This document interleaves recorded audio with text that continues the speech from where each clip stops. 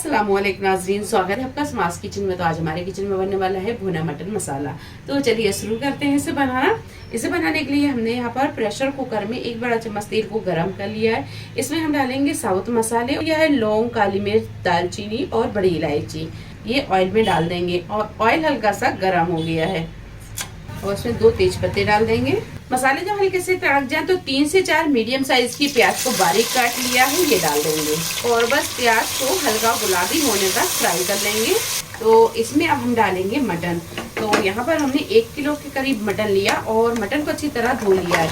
तो ये मटन डाल देंगे और मटन को हम थोड़ी देर भून लेंगे और इसी के साथ डाल देंगे हम 1.5 टेबल स्पून अदरक और लहसुन का पेस्ट और अच्छी तरह से भून लेंगे। फ्लेम को भी हमने यहाँ पर फुल पर ही रखा है, फुल फ्लेम पर ही हम इसे भून रहे हैं। मटन को थोड़ी देर भूनने के बाद में फ्लेम हम यहाँ थोड़ा स्लो रखेंगे और इसमें हम डालेंगे पाउडर मसाले।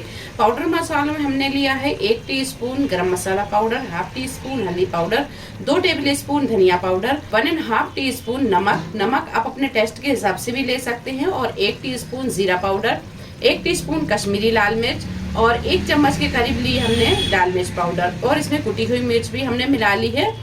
तो ये सारे पाउडर मसाले हम इसमें डाल देंगे, अच्छे से इसे मिक्स करेंगे और मसालों को बहुत अच्छे से हम भून लेंगे और इसमें हम डालेंगे थोड़ा सा पानी। बस मसाले को हम थोड़ी देर भून लेंगे। तो मसालों को हमने 8 से 10 मिनट भून लिया है।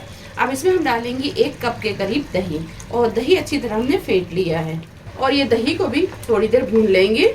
तो दही डालकर भी हमने इसे 8 से 10 मिनट भून लिया है। अब इसमें हम डालेंगे पानी और मटन को रखेंगे गलने के लिए।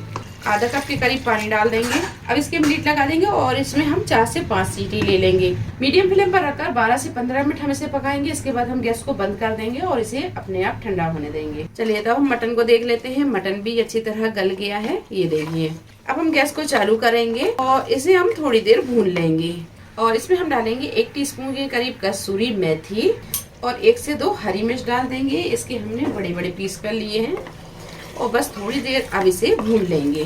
तो बस मटन को भी हमने 8 से 10 मिनट भून लिया है। अब इसमें हम डालेंगे पानी।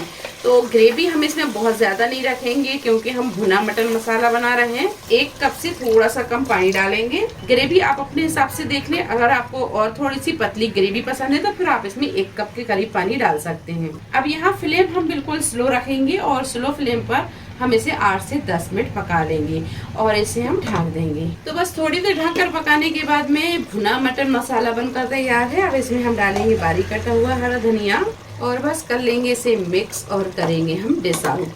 तो पहले से अच्छी तरह मिक्स कर लेंगे।